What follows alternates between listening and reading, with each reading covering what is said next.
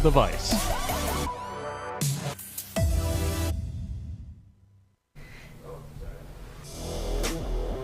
Good morning, Terry. Good morning. Good morning, Maddie. How are you? I'm never better. I never love that better. for you. I still have honestly, I think I took steroids last night after watching Hard Knocks. We could name this program Hard Knocks.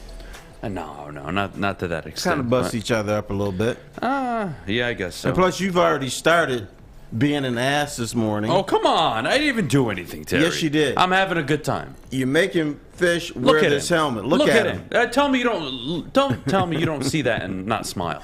If you, I am making your day. If you stuck a light bulb in his mouth, he would look like a lamp. I have to hold it because of this. If Aidan Hutchinson has to sing Billie Jean in front of the whole team, Fish has to keep that goddamn helmet on for 2 hours. And there's eye holes here. That's unfair. Fish, shut the hell up. Poor thing. His neck is probably not strong enough to support that helmet.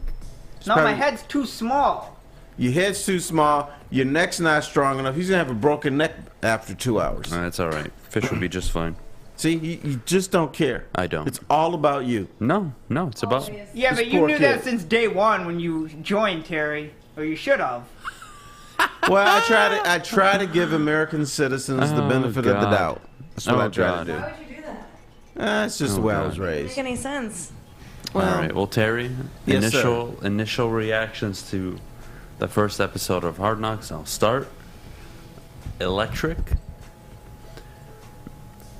I would say, I don't want to say it was scripted really well, but it was. HBO did a hell of a job. I think one of the better Hard Knocks episodes we've seen over the last few years. They did a hell of a job. One thing I am seeing is storytelling. Right? They started with the team, its history, Dan Campbell. Then they went into the coaches as former players. Then they got into camp. And I don't know what's going to happen in episode 2, but what I can expect is, we're going to get a deep dive story onto maybe some of the current veterans on the team, right? Maybe a Michael Brockers, a Jared Goff. I'm not sure, but I liked the first episode very much. I was ready to bite a kneecap after it. Okay. I think what we're going to see is a lot of Dan Campbell, because I remember the producer, the woman who produces the whole thing, said that they filmed a lot of Dan Campbell speaking to the team, and she said the biggest problem was when to stop. They kept going and going and going, and he's hard to edit because he's got a lot of interesting things, good tidbits. So that's going to be the best. That's going to be the best and the worst for these people trying to edit him, but they're going to be getting some good stuff. He's electric. You can't not listen. You can't not watch him. Look, again, we always have to talk about this, but he is a professional coach in the NFL. He is a head coach, one of 32 jobs, right? He comes with a lot of responsibility. But what he is right now as a coach, his record's 3-13-1. That's not ideal, but I think in this town right now, what we see is a down season, a lot of up-and-coming talent on this team, 7th in the NFL, according to ESPN and Football Outsiders, in terms of players under 25.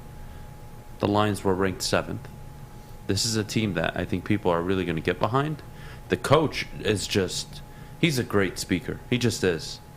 Like, you can't not lock in. He says man a lot. Like, hey, man, look, guys, this is what we need to do today, man. Whatever. Irrelevant. But I just think it's funny. I think it's electric. I mean, the guy spoke to every Detroit Lions fan last night, and I don't blame them for being as excited as they are this morning. I don't. Right. Guy's absolutely money. During this process, coaches and players are going to be accused of playing up to the cameras, but there's nothing you can do about that. I think that's BS. It's because people don't get to see training camp. They don't get to see practices. What I saw last night was pretty common. Now, were you conscious of the cameras on you? Probably. But I see assistant coaches go at each other. I see players go at each other. I see coaches trying to motivate their players. And but Dan Campbell, he's must watch. And you know what? He looks like he's auditioning for the WWE. Can you imagine him? I mean, putting on a mask or some paint. Dan Campbell, if it doesn't work out in the NFL, will be on WWE if he so chooses to. If he's flexible enough. He's a great character, man. He just is. And I think one of my biggest takeaways was, damn, like that was a lot. And it came at the right time, right? Typically what we see during Hard Knocks is a team that you kind of expect not to do much that season. They're typically one of the worst teams in the NFL. The Lions last year, one of the worst teams in the NFL. But this season, right, you have added talent. Second year as the head coach of this football team. Second full season under this GM. There is something about, and maybe it doesn't really matter, Terry, but I think there's something about getting people bought in. If that Hard Knocks would have aired during the Matt Patricia era, you know what we'd be talking about today? These guys, they're done. They're going to fail. Losers. Horrible communication skills. They're not authentic. None of all this looks scripted. All of it looks like for the camera. And if it would have happened under Jim Caldwell, it would have been, does Caldwell ever talk? Boring. Does he ever talk? No. He talks. He just talks like that's your grandfather. Hey, guys, here is what we're going to do today. Then we got Joik Bell sitting over there. It's the best damn coach I've ever played for. Best damn coach in Lions history. Shut up. Shut the hell up. Joik Bell played for the man. Joik Bell loves the man. I'm sure he does. So, and that means he's not objective. What, dude? When you listen to players talk about teams and a teammate, they're not objective. But you listen to them and you're like hanging on every word. You're like, hey, he says that his coach is great. They always say that. So there's no objectivity with players and coaches and stuff. Fair enough. And I think even when you go down, this Hard Knocks is so good for this Lions team. Not because it's going to make them win more games, Terry. Not because of anything more than you've now given insight to what you see now as this new culture, this new regime, right? Like I mentioned a little bit earlier. Had it been on Patricia, hell, even the tail end of Caldwell, this would have been the laughing stock of the league. Like, look at this team. They have no idea what they're doing. No idea what they're doing. If Matt Patricia is up there at the podium when Colton Pouncey's phone goes off, you know what happens? He kicks him out of the room or he walks out. Right. Not who is that, makes a laugh, makes a joke about it, has a good conversation with the kid, and then goes back into what he was saying. I mean, and look, those little things do matter. You have to earn the respect of your team. We'll get to this a little later, the Aidan Hutchinson, Billie Jean dance, but you have to earn the respect of the players around you. There's a lot of ways to do it. On the field, off the field, performance, training, communication, so many factors. And I think right now, so far, the Lions coaches were the stars of Hard Knocks last night, and they showed communication is not an issue. Well, and there was a subtle little thing that we saw early in during his first team meeting. Guys had hats on. A lot of coaches, and I would say most coaches, you take your hat off, you take your glasses off, you cut your hair.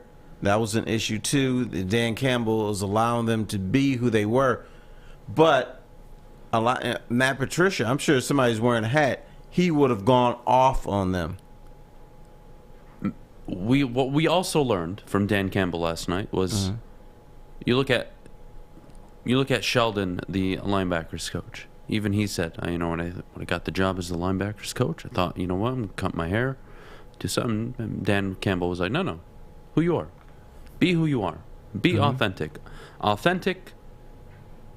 truthful, high communication. That's what I saw last night from everybody, not just Dan Campbell, Aaron Glenn, Deuce Staley.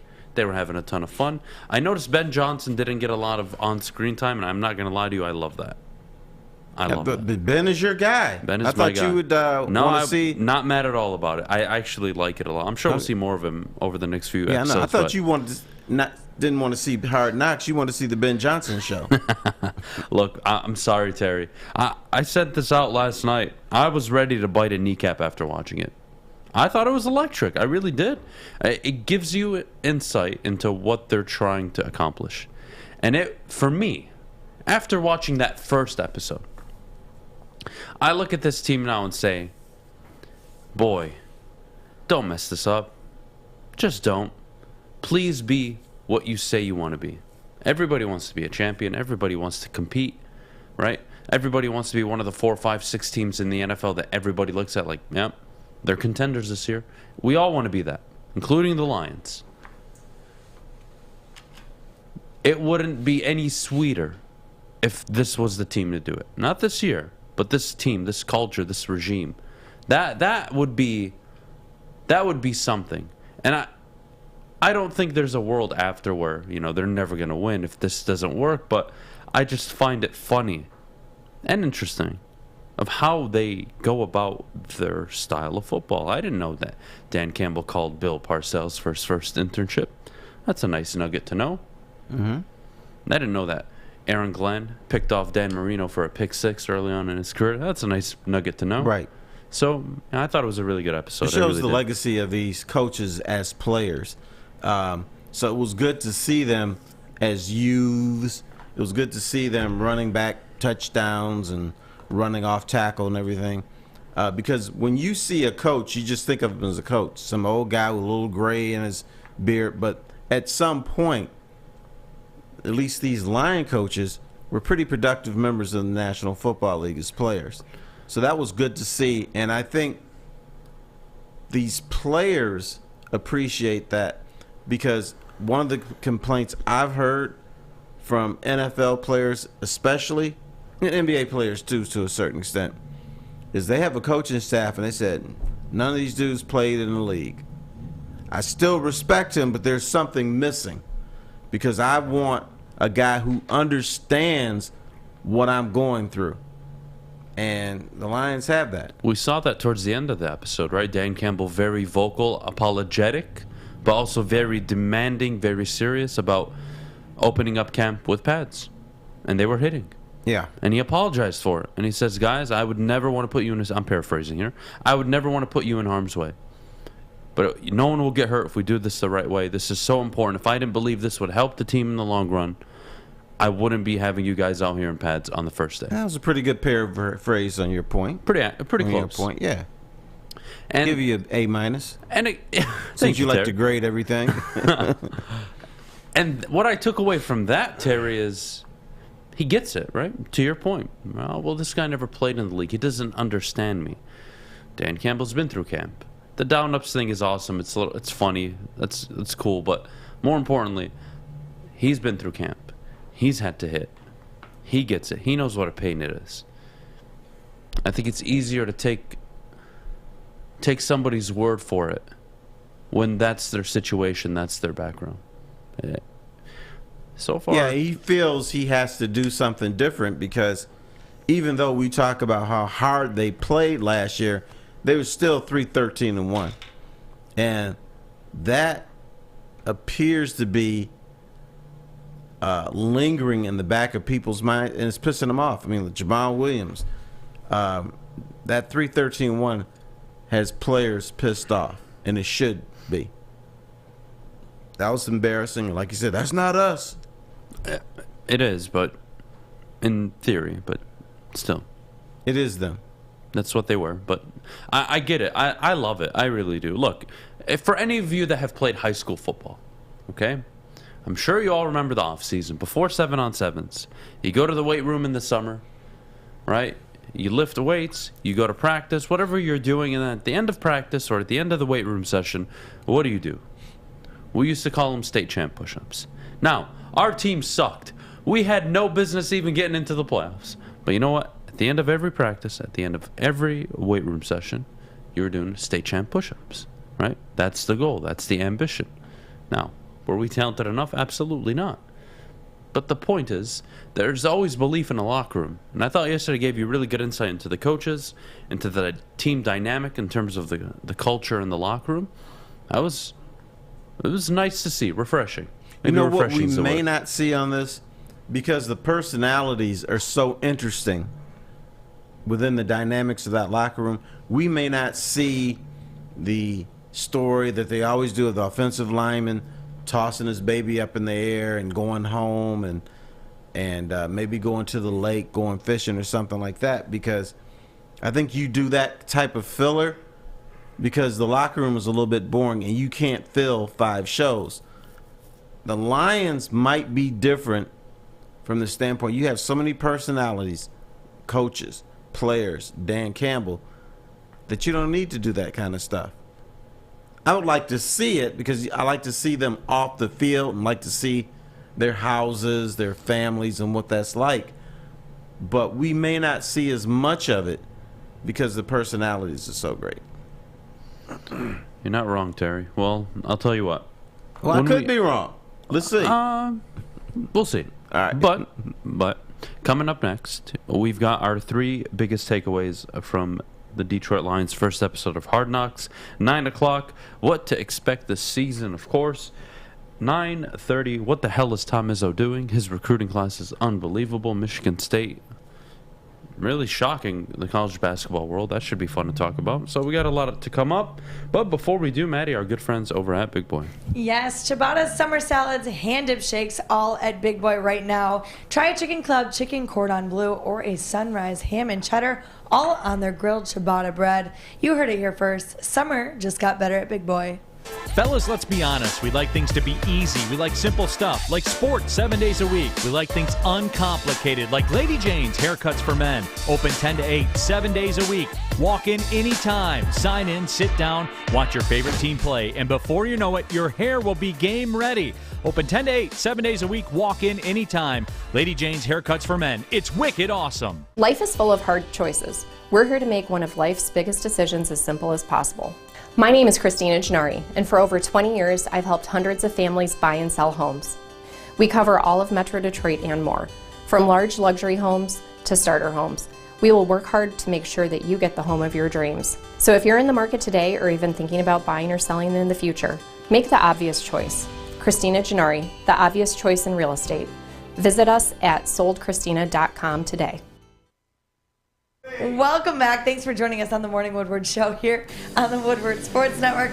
Also featured on the Roar on 99.1, 93.5, and 94.7 HD2. I need some of your energy, Mikey.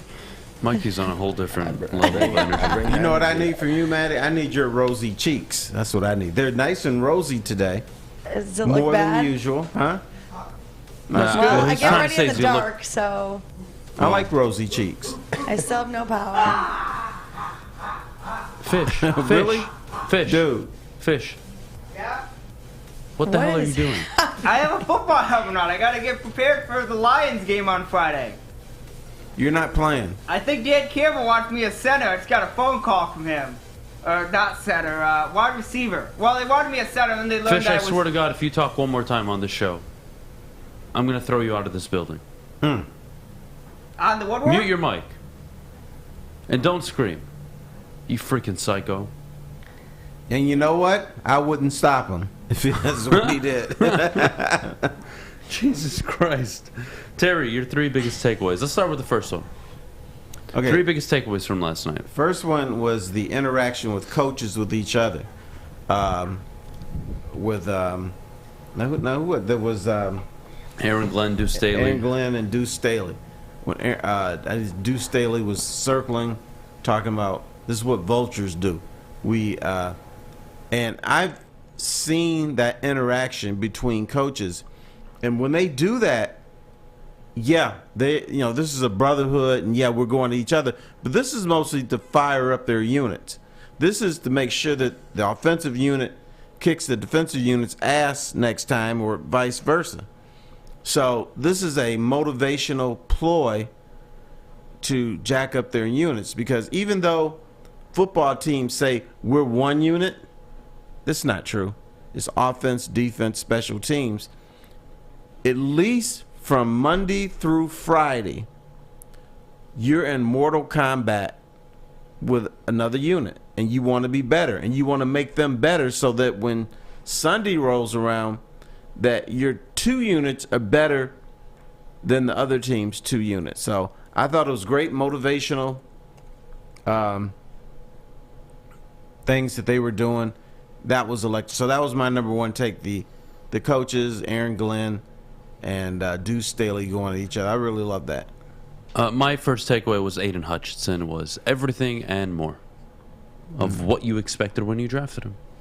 High character, high energy, high motor. And then, of course, being his enshrinement to the team, the whole Billie Jean thing was absolutely hilarious. But that's what builds team camaraderie, Terry. I mean, you've known this. You've been around locker rooms and you've played before. It is everything. Those little moments you remember along the way, along the journey, right? He'll never forget that moment, right? That's his, you want to call it hazing, whatever you want. I don't care. I think it's brilliant. Aidan Hutchinson was a standout for me last night. Who he is as a character, his performance on the field, going head-to-head with Panay Sewell, that's very encouraging. The coaching staff sitting around in a closed room and saying, how do we feel about Aidan Hutchinson? Everyone sits back, Aaron Glenn, the whole company, and says, yeah, I think we hit on that one. He's everything we expected and more. And that's a lot, considering you expect a lot from the number 2 overall pick, and you got more than that. That's refreshing to see. Very refreshing.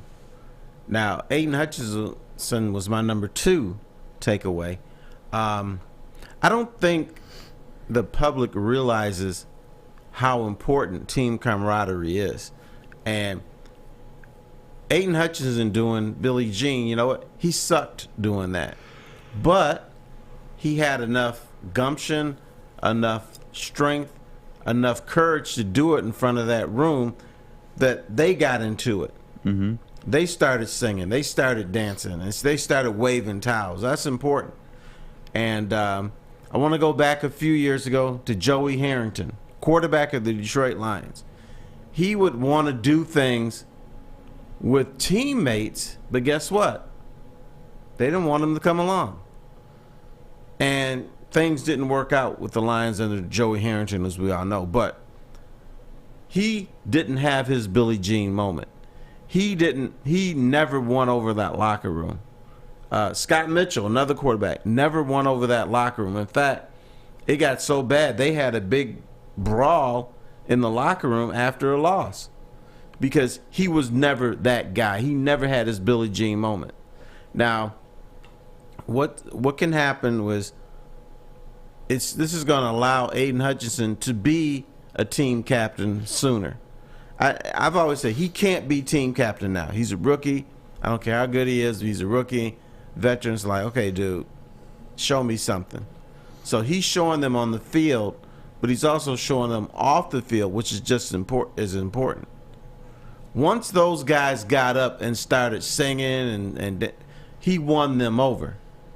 And that means he's just not another guy. He's a guy that they respect, a guy that they like. And teams need that to succeed. One of my other takeaways from this was the emphasis on the coaches, especially from Hard Knocks and their crew. And like you said earlier, when it comes to Dan Campbell, it's what do we edit out? Everything is so good, right? You could use every bit of it. Right. And when do we stop? But the storytelling behind the linebackers coach, the DC, the OC, the running backs coach, whoever it was, that was nice. I thought it was a nice touch, and I thought it really tells the full story of how this coaching staff was put together, right? You have a former player, interns under Bill Parcells, goes and learns under Sean Payton, interim coach during his time in Miami, and then while he works under Sean Payton all these years, he gets a job in Detroit, okay? And he starts to put together a staff. And slowly but surely he brings Aaron Glenn with him, right? And then Ben Johnson's already here when he gets here, and it doesn't work out with Anthony Lynn, and he promotes Ben Johnson. And then you have Deuce Staley. And then you have Antoine Randall. And you have all of these former players who get it and who have won actually at a high level, and some played at a pretty high level. Deuce Staley wasn't a bum in the league. Antoine Randall wasn't a bum in the league. Aaron Glenn was no bum. So you have players with experience who have been around the league, all played 10-plus years. Hank Fairley, 10-plus years. These are guys that know how to be a pro, know how to take care of their bodies, know what it takes to stay in the league for a long time. That really resonates with a lot of young players. Because there's a lot of players who aren't starters that are trying to fight for a role, hell, fight for a roster spot. And you have these 3, 4, 5 guys that can tell you, hey, this is how you stay in the league for 10 years. This is how you take care of your family financially long term. You got to do 1, 2, 3, 4, and 5. I thought the emphasis and focus on the coaches, I was very happy with it. Now, there was a moment last night where I thought about you because it involved Dan Campbell and his interactions with the team. I think you believed, or said a few days ago, that he seems different this year. His approach is different as far as communicating with the public and stuff. I think it's the same. The Dan Campbell we saw last night, that was the Dan Campbell last year. I think what's happened is we're used to him now. And so it seems different. But I still think he's that raw, emotional, whatever's on my mind, I'm going to tell you. I'm going to be frank about it. And I'm going to fire you up. I'll meet you halfway. All right. Yes, we've gotten used to him, and that is fair. And look, can we all be honest here? No, let's be dishonest if and he lie. doesn't start 0-9, are we freaking out, getting upset by November, October? No. The team sucked. We all knew it. Some of us knew it. But beyond the point, it's not fun starting 0-9-1. That's not fun. That doesn't give you confidence. But when he makes a leadership move in getting rid of Anthony Lynn, and then they start winning some games, and then Jared Goff starts playing some of the best football we've seen even in the last 2-3 years from him. Okay, started like that. I don't mind it. Going into this year, I think he's just more sharp at the podium.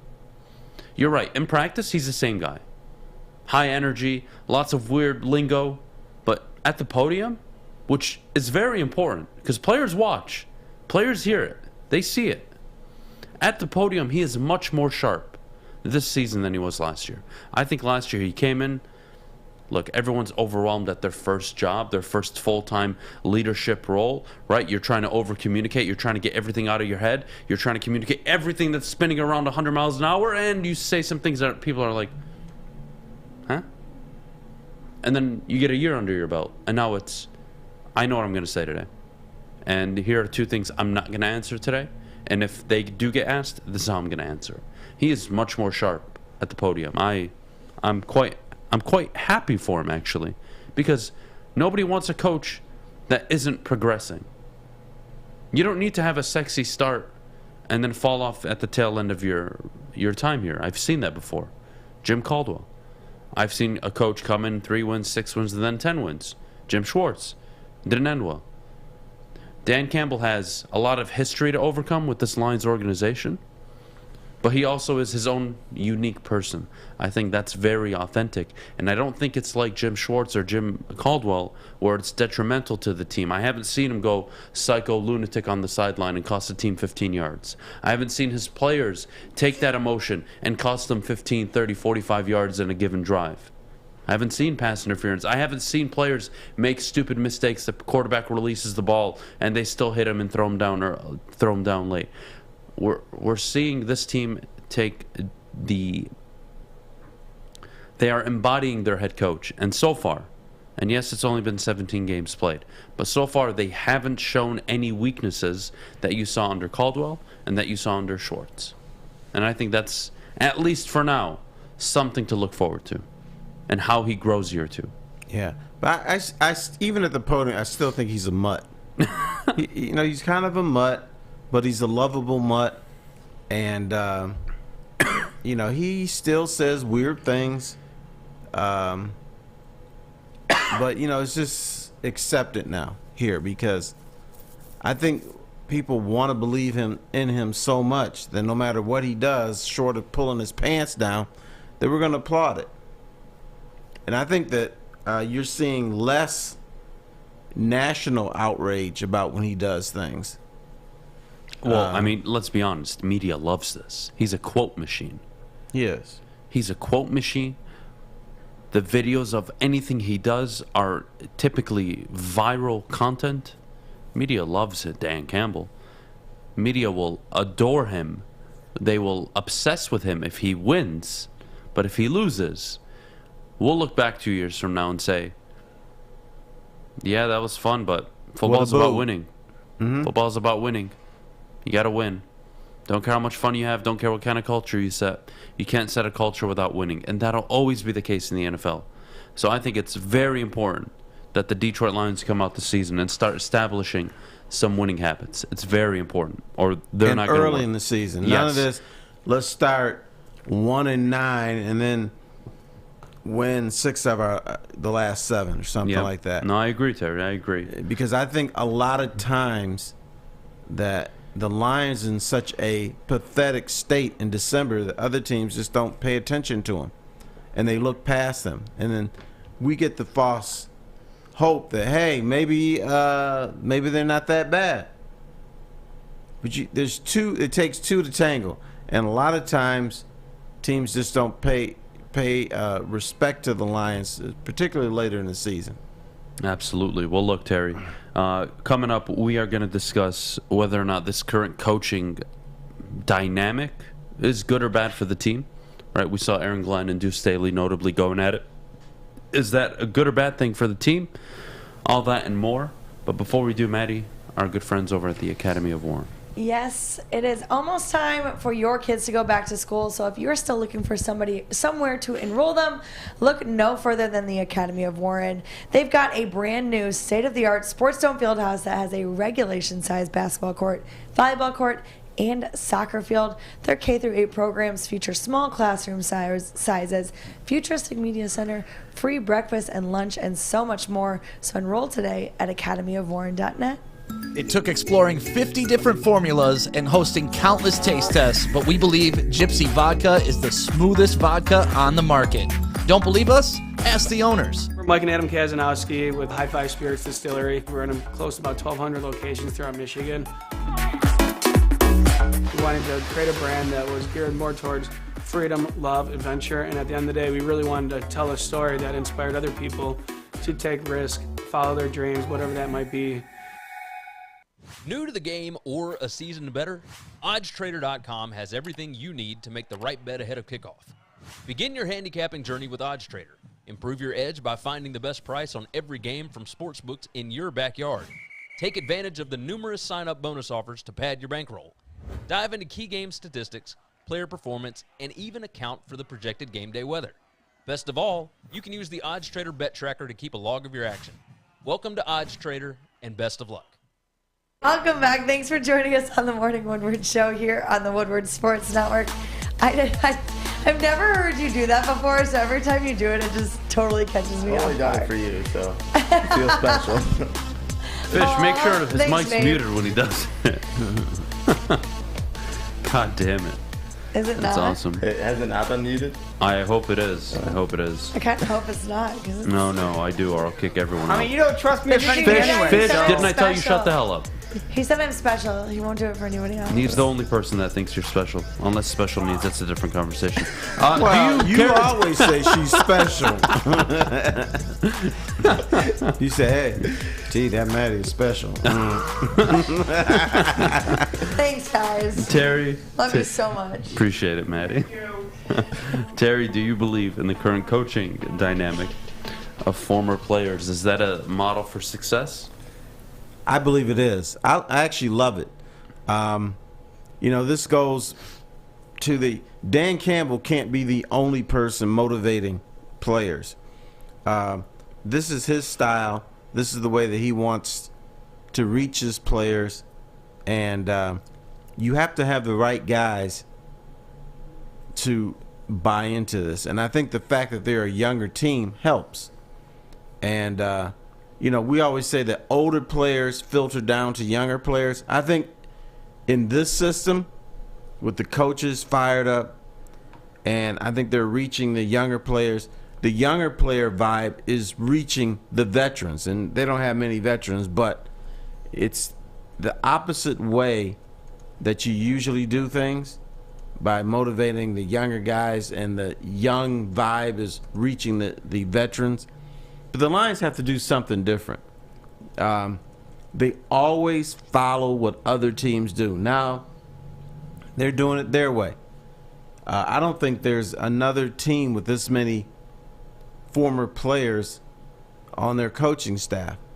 So Dan Campbell, I'm sure he talked to Bill Parcells. I'm sure he's talked to Sean Payton about things, but he's got his own recipe, which is very, very, very important.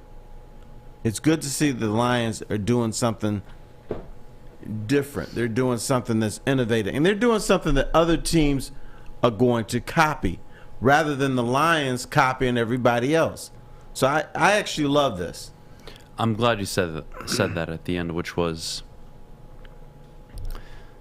they're unique, right? Teams are going to copy this if it works. And one thing we can all agree on, whether you like Dan Campbell or not, he's authentic. He's himself. He's one of one. He's not John Madden. He's not Mike Ditka. He's not Bill Parcells. I don't want to hear any of that. He's Dan Campbell. And Dan Campbell has an opportunity with this coaching staff to really reshape how we look at football teams. It's funny. I watch camp. I watch what's going on, right? We all watched it together last night. And you know what I saw, Terry? One very important thing that no one's honestly even mentioned. Competition. That's a very important thing in camp. Right. It's funny, whenever you tune into the NFL Network or wherever it may be, you see the Rams in their training camp, hyper-competitive. We're talking all about the pizzazz and the coaches going at it and they're loving it and the enthusiasm. But what is it going on at the end of the day? That's a competition between the coaches, between the players, whoever it is. It's competition. And you need competition to drive yourself to the point of excellence or even beyond that. You can't do it without any competitive gene, without any competitive juice. Competition is the root cause of all success. And if you have good competition, you get better. Penei Sewell, I believe, mentioned it. Iron sharpens iron. Cool. Love that. But you saw high energy. You saw fights. I'm all for it. That's what I want to see from a football team going into the season. They get more respect for each other. They're all making each other better. And at the end of the day, Terry, you need good competition in practice to be ready for Sunday. You can't just walk through practice lackadaisical. Oh, my God. So today I made a tackle, and that was nice. Yeah. No, today I'm going to bust this motherfucker up. Right. And I'm going to get back for what he did to me yesterday. If you have a football team, you don't want a team that works hard. You want a team that competes hard. There's a difference. If you tell me to go run 100 yards, I'll try to run as fast as I can. That's working hard. But if you line up somebody next to me, I'm like, oh, I got to beat this dude. So then, now you're competing. And you become sharper, you become more focused, you become better if you're competing during training camp rather than just working hard. So that's very important. I'm glad you said that, because what is an example or a recent example of a team that plays hard for their coach, but they're not competitive? Jim Caldwell. The tail end of Jim Schwartz. The same thing. They play hard, right? And that's why people laughed at the idea, the notion that the team was playing hard last year. It's not that the team was playing hard. Nobody cared. Why they got the credit they did down the stretch after that awful, pathetic start. It wasn't because they were playing hard, Terry. Like you said, they were competitive. They were competing against the Broncos, the Cardinals. They were competing against the Vikings. They were competing against the Packers. They were competing down the stretch. I'm going to make you throw the Packers one out.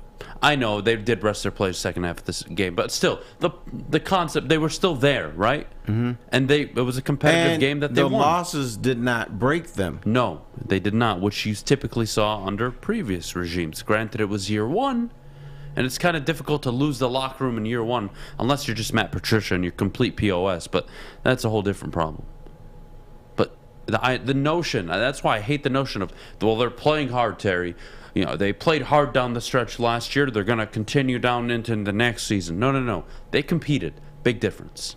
Yeah, I don't think people know the difference between competing and playing hard. So we're here to educate them. I love it. Bam. I love it, Terry. I love it. This is like school. We're the school marms. Oh, God. Actually, I do want to read a few comments. I haven't mentioned anybody in the chat yet today. We'll start with, we'll start with Bart from Sterling Heights. The defense needs to improve their tackling. I think that is one thing we all noticed, and the coaches touched on it anyways. Tackling is a big thing. But, guys, can we be honest? For secondary players, it is a skill to tackle in the open field. That is not easy.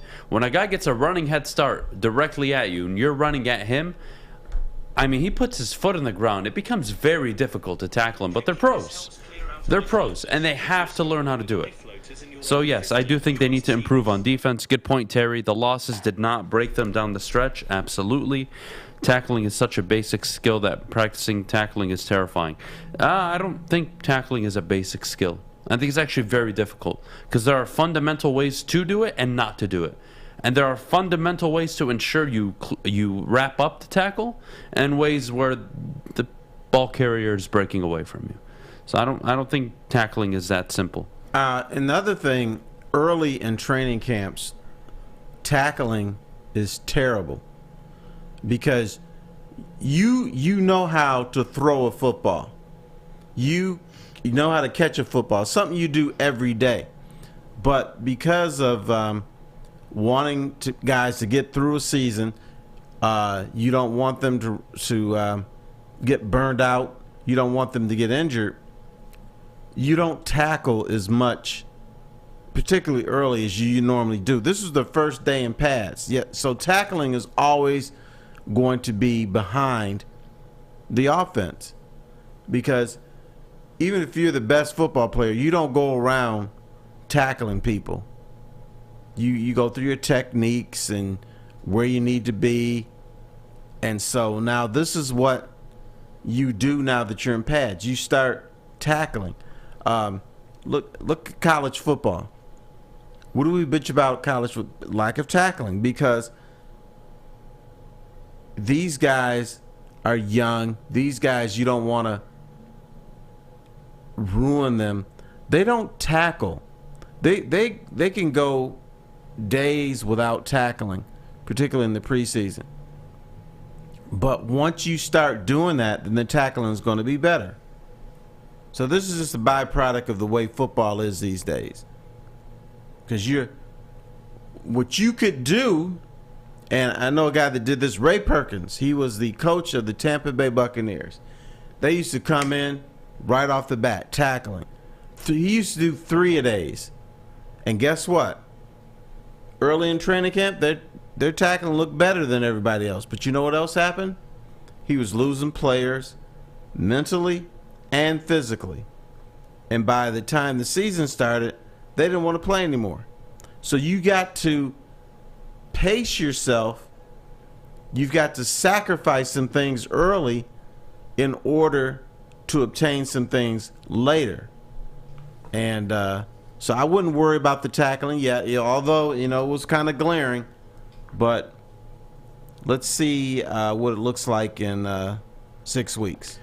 All right. Well, speaking of players who would want to be avoid tackling, DeAndre Swift. I think there is a big takeaway from you, Terry, that I do want to get to coming up in just a second. Okay.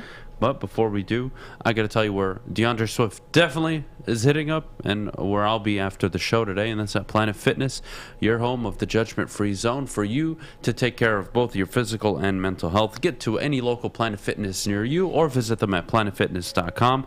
Get started today, $0 down, $10 a month. Your fitness is essential. Let them know that Woodward Sports sent you. At work and at home, we're there with smarter security solutions. Featuring complete automation with customized alerts and more. For over 90 years, we've been the company that's been counted on to protect what matters most, all with personalized service and care. Right now, for a limited time, receive a free video device plus free installation with a new home system. Guardian Alarm. We protect Michigan. When you need apparel, there's only one place to go. Big Frog in Novi. With no setup fees, no artwork fees, no minimum, and a 24-hour turnaround, you can have your whole team outfitted in no time. Embroidery, direct-to-garment, vinyl, and screen printing, Big Frog has it all in all the styles you want. So whether it's a sports team, fundraiser, school event, or corporate needs, Big Frog is your one-stop destination. Visit bigfrog.com/Novi or call 844-4-BIG-FROG. When it comes time to getting your job completed on budget and on schedule, uptime matters. That's why Alta Equipment has partnered with the biggest names in construction. So if you've got a big project coming up, look no further. Alta Rents has got you covered. Give them a call today at 844-GO-TO-ALTA. 844-GO-TO-ALTA. Alta Equipment, where uptime matters. All right, we're back. I mean, I am who I am. So, you know, look, anytime you do something like this, this is a big thing, and you're going to be out there in the public eye, and people are going to gather their own perception of who you are, and I'm not changing that. I mean, one way or another, I can't change that. I just got to be myself. So. All right, we're back here on the Morning Woodward Show. Terry, 8:46, a beautiful Wednesday morning. The Rats playing tonight, by the way. All right, and you know what? It may not rain today. It will not rain today, hopefully, so we'll get all that in. But Dan Campbell answering Corey Woods' question about his perception in the city after the first episode of Hard Knocks. He did not watch it, but Terry, that is currently the face of Detroit.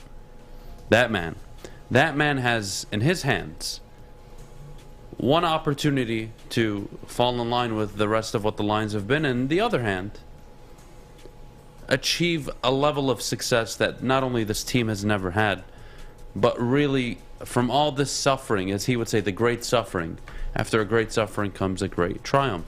And he has that opportunity in his hand. I think it's a beautiful thing, and you know what? He deserves to be praised and talked well about going into the season. And if you are stubborn enough to say, Adam, he's a 3-13-1 coach, I don't want to hear it. Well, you know what? I don't think that's fair. And that's coming from me. But it's true. It's true. It doesn't tell the full story. Because the full story was they were an 0-9 pathetic football team. They moved Anthony Lynn. They demoted him. And over the next 2-3 weeks, they started clicking under Dan Campbell and Ben Johnson.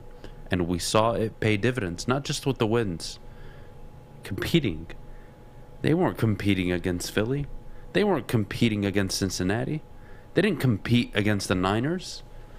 They didn't compete. They started competing, winning games, playing teams close to the end. And not close like, oh, we're lucky to be here. No, they were competing. They gave teams problems. Schematically gave teams problems. He has a hell of an opportunity in his hands, Terry. And look, I always ask you this. Have they ever had a Hall of Fame GM, a Hall of Fame head coach? Obviously, the answer is no. But the man or whoever it may be, and let's say actually it is did have a Hall of Fame coach. Don Shula doesn't go. Don Shula. Don Shula doesn't go. I think it's refreshing. I think what's ahead of this team. Look, if I knew, you don't think I'd be at the sports book taking all their money? But even though I plan on doing that this year, but that's a whole different conversation. I can't wait to start betting on football. But anyways, the point is, they have an opportunity, Terry, to do something that no other team has done in this franchise's history.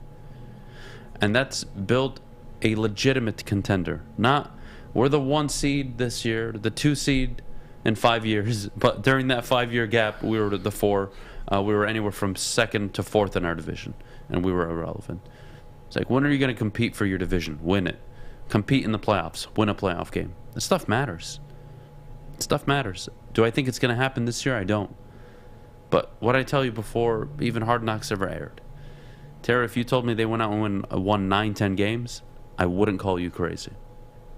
I have them at 7 to 8 wins, but still, if he's a good coach, if he's everything you want him to be, if he is a top 10, top 12 coach, you're going to win a lot of games this year. Not just because of the schedule, but because that's what good coaches do. They win football games. Sean McVay wins football games. Cal Shanahan wins football games. Mike Vrabel wins football games. Bill Belichick loses Tom Brady, still manages to win 7 games with a depleted roster, and half of them sat out to COVID. The good coaches win football games. I'll take it a step further, young man. Go for it. If, and this is a big if Dan Campbell turns this franchise around, that wins divisions like you need, takes an NFC championships game, say even takes him to a Super Bowl, doesn't have to win it.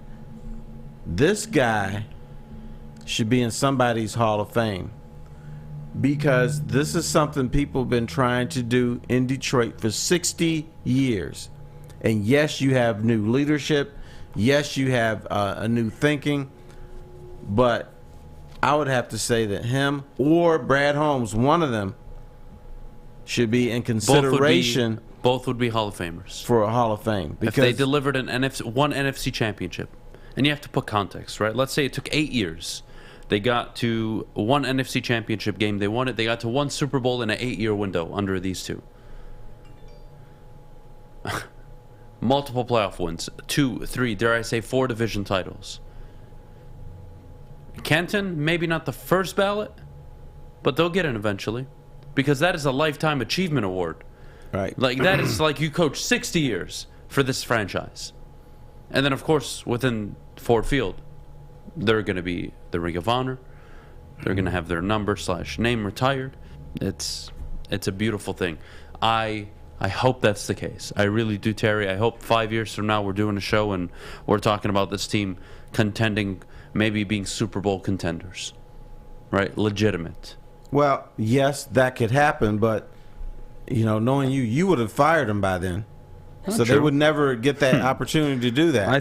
I don't think you even, to this day, I still don't think you get what I'm trying to tell you. I get it, but come on. You have to understand how extreme you are. Terry also doesn't want to be doing a show with you in 5 years, so that is fair. I don't blame him. Me I don't blame either. him. Well, look, Terry, you said it. You know, what if, let's say, they got to a championship game, or dare I say a Super Bowl? Well, who is a head coach right now? And you tell me if he's under pressure, okay? I'll give you a name. You tell me if he's on the hot seat. All right. Cliff Kingsbury. Absolutely. Absolutely. You ready for this? You're very confident in that. And I agree with you, by the way, just so you know. 5-11, 8-8, 11-6.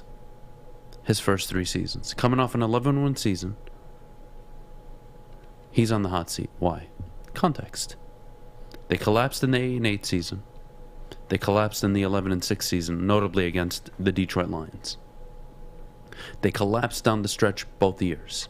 You're not confident that this guy can go out and win the division, win a playoff game. They got walloped by the Rams in the playoff game. Yes, DeAndre Hopkins was hurt. Yes, every team deals with injuries, but still, he's on the hot seat. Because you see deterioration every year. Yes. If it just happened once, then no. But this is what their MO is. Well, let's use the example we got into a heated conversation about. 7 wins this year, 11 the following, and 10 the following, right? So in a 2-year stretch, they win 21 games. The first time in franchise history, they win back-to-back 10-plus win seasons. Okay. Context. Are they falling off at the end of the season and losing to the good teams and choking away the division? Or are they off to a really bad start and then they got to claw their way and recover? Or were they just consistent and good the whole season, lost a few games they shouldn't have, won some games you didn't think they would? Context matters. So if you tell me he's like Cliff Kingsbury with 11-win seasons, yeah, I think we're going to be having a conversation about him leaving.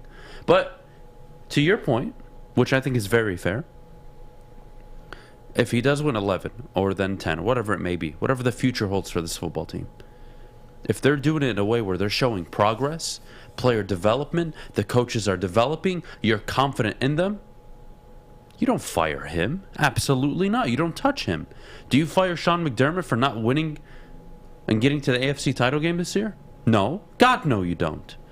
Did they lose in overtime to the Chiefs? Yeah, it was tough. Context matters. Had they won that game, do I think they beat the Bengals? Absolutely I do. But that's irrelevant. You're confident in where Sean McDermott's taking the Bills. You're confident where Kyle Shanahan is taking the Niners. 2 NFC title appearances with all the disaster seasons he had. Not bad if you ask me. And those seasons, those bad seasons, I should say, came when they didn't have a quarterback. What do you know? So, context matters, but you absolutely do not fire a guy who is progressing. Did we believe at the end of Caldwell's tenure, did we believe that was progress? No. Not based on 58 years, based on his tenure. We didn't think he was going to progress to the next level. Now, Caldwell had a huge problem that he had to deal with. Look at his GM. Martin Mayhew, then Bob Quinn. Right. That was a disaster. Brad Holmes, I believe, is a guy that can take the Lions to the second level talent-wise. He can take them to the next level chemistry-wise. And it's up to Dan Campbell to manage that. But let me tell you, brother, if he wins 11 games and then wins 10 games, they might put a bronze bust of him up at Ford Field before they fire his ass. Yeah, look. You may think I'm you may think I'm an ass for even hinting at the idea. You know, I just think you're super special. How about that? Well, I can be taken. But Terry, but the Cliff Kingsbury example, I think, points to it.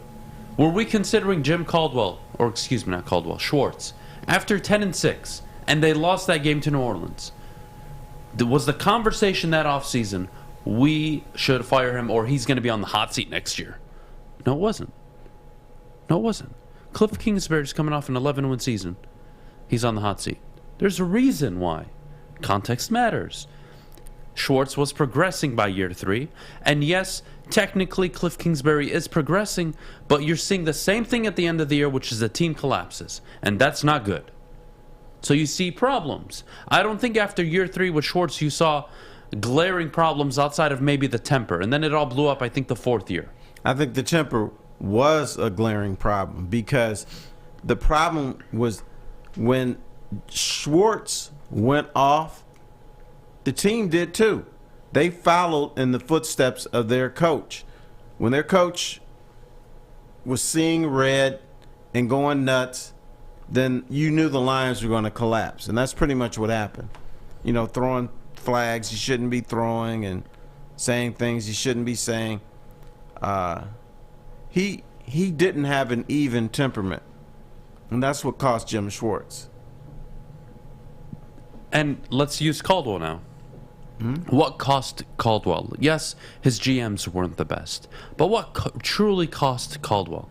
2-minute warning, game management, inability to really get his message across outside of to the players behind closed doors, which didn't even translate much. That's tough. It's tough. He won over Drake Bell. What are we seeing now? Nathaniel Hackett, Mike McDaniels, Matt LaFleur.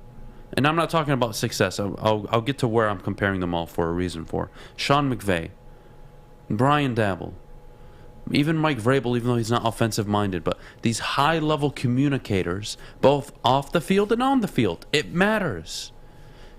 And yes, most of them brilliant offensive minds. They come with an OC background. But the point is, that's where the NFL is going. Can you relate? Can you communicate to me as a player? And that's always been the NFL. But now more important than ever, because of the money they make and how cutthroat the NFL is. In 1970, Jim Caldwell could have coached 15 years for the Lions. Hell, even 20. In 2022, you can't get 3 years unless you show you are the man. And usually you only have 3 years. So that's why I'm as aggressive as I am, Terry, when we talk about what it could look like in the future. Context matters. And yeah, if you walk away after 4 years, no division titles, no playoff wins, I'm not sure how there's excitement unless, to your point, you're seeing a natural progression for this team where you can make the case to me, you know what, they're not there yet, but they're going to get there next year. And not the every year, oh my God, this is our year, we're so excited. No. You actually see it. You actually see the Bills being the best team in the AFC this year. You can see it. You can actually see the Rams trying to repeat this year. You can see it. When do you become that team?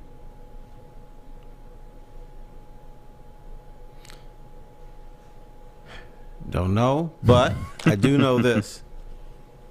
Looking at this franchise, here's the other thing. You know, if you have a guy that's winning 21 games in 2 years, what you risk is in all these guys who are gung-ho about playing for the Detroit Lions, you risk losing them. Because they'll say, you know what? We've busted our balls. We won 21 games. We made the playoffs 2 years in a row, and now you're getting rid of our coach. The next guy that comes in is going to have a whole lot of trouble. Because we'll see the guys turn on him. Well, Pat Riley brings up from 1991 and 99, the Lions made the playoffs 6 times, won the division twice, and made it to an NFC championship game. Really, only the last 20 years have been bad. No. Not only the last 20 years have been bad, but even the 20, 30 years prior to that were awful. And look at that 91 and 99 window. Who was your running back? The best running back, arguably, of all time. Right. And you had well put together rosters. Let's not say the Lions weren't well put together. Terry, we always have this conversation. Coaching let them down. Some GM decisions about contracts and signings let them down. From 91 to 98, those 9 years, I say you should win the division every 3 years. So they were a division short. They only had 1 playoff win in 9 years, and they made the playoffs 6 times, which means they were 1-6 in the playoffs. And guess what? Had a losing record. Yes. And they would win the division, and then they would finish 5-11. That's not consistency. That's why I get mad about, well, if we sneak into the wild card, maybe we're going to do something. No. When do you become the Packers? When do you become a team? Forget the Packers. Any team where in a 4-year vacuum you win the division twice or 3 times. When do you become a team that in a 10-year vacuum you win it 4, 5 times, dare I say? That's a team that's a well put together roster, a good head coach, a good staff, a good front office, and they are consistent. And yes, you're not going to win the division every year, but that's how the NFL works. Top of the hour. What to expect from the Detroit Lions this season. Terry, I swear to God, I'm ready to run through a wall. I'm typically not this energetic, but Jesus Christ. After those conversations last night with Dan Campbell, I'm ready to bite a goddamn kneecap off. Oh, my God. Maybe they'll call. I don't know what position you can play. Well, I don't need to play a position. I'll just bite the kneecap and sit there on the sideline chewing on it. Okay. And while I'm on the sideline chewing on it, I'm going to be drinking a nice can of Mulligan. Mulligan is the official drink of the summer. Make sure you try it out today, of course. 8% alcohol, iced tea, lemonade, vodka mix, of course, brought to you by Gypsy Vodka. Support a local Michigan distilleries. As always, please drink responsibly. Hey, this is Mr. Kearney, Chief Academic Officer at Academy of Warren. I want to welcome you to the brand new field house. The state-of-the-art facility has a regulation basketball court, volleyball court, soccer field. It can be used for 7-on-7 football. Our K-8 academic features AM, PM, latchkey, small classroom sizes, Learning Street, futuristic media center, free breakfast and lunch, Houghton Mifflin curriculum, academic games, K-8 athletics, and more. Enroll today at academywarren.net. Ciabattas, summer salads, and dip shakes, all at Big Boy. Try a chicken club, chicken cordon bleu, or sunrise ham and cheddar, all on our grilled ciabatta bread. Or keep it light with our Michigan apple, chicken Caesar, or Greek salad. And don't forget to cool off with a frosty hand-dipped cookies and cream or strawberry shake. You heard it here first. Summer just got better. Well, it's a beautiful day here in Metro Detroit, but if you can't get outside and get your vitamin D, don't worry. You can get it at Chili Peppers Tanning. That's where we find the cleanest salons in the D with spotless sanitized rooms and trained certified tanning professionals. Don't forget, of course, to join the Pepper Club for all the best deals on unlimited tanning. Chili Peppers has the hottest bulbs, the hottest deals, and the darkest tans. All right, Terry, we've had our injection of Hopium. We've chugged the Kool-Aid as a fan base. We've gotten a needle stuck in our ass. Sure. We've had a needle stuck in our ass that tells us we're better than we are. After episode 1, what is the expectation, and has it not even changed and you're still on where you were at before? As far as the Lions? Yes. I still think the Lions are a 7-win team. Hard Knocks doesn't change that. Well, what it changes is now I see how the Lions have a different attitude than they have in the past. Now, I've gone to that locker room, and I know people were screaming, they're going to be good, they're going to be good. And then you talk to players, and like, no, they're not. They're not going to be good. They don't really believe in this coaching staff. They don't believe that there's a future. Even if it doesn't happen, I truly, genuinely believe that these players and coaches believe there is a future for the Lions. That this Lions culture is being broken down. Now, here's the key. Are we still talking about this in October? Are we still talking about the Lions culture being better? Are we having guys sniping in the locker room? Now, what does that mean? Fighting. Oh, okay. Saying they don't believe in the coaches or we're not doing things the right way. Chuck Daly used to say something. Winning covers a multitude of sins. When a team is winning, they're still having problems, but you don't hear about them. And nobody's going to say anything about them. But if you start losing again, and especially after last year, 3-13-1, then you said, well, we turned it around with the last 6 games. But if you start back in that hole of losing early in this season, there's going to be some sniping. So if you're going to lose, if the Lions are going to lose this year, lose later in the season. I think they'll be better off. Yeah, look, I'm going to stick to 8 and 9. I'm still confident in 8 and 9. Nothing much really changed. If anything, it made me more confident that Aidan Hutchinson will be Rookie of the Year, Defensive Rookie of the Year. I'm very excited, but I'm going to play a little part right now. Okay. I am now a new Lions fan. First time ever experiencing this Lions experience. If I'm a Lions fan at home, honestly, I don't blame them. I really don't. If I'm a Lions fan at home, all I'm thinking in my head is, oh yeah. Oh yeah, Terry. I'm going to run through this goddamn wall. We're going to win 11 games.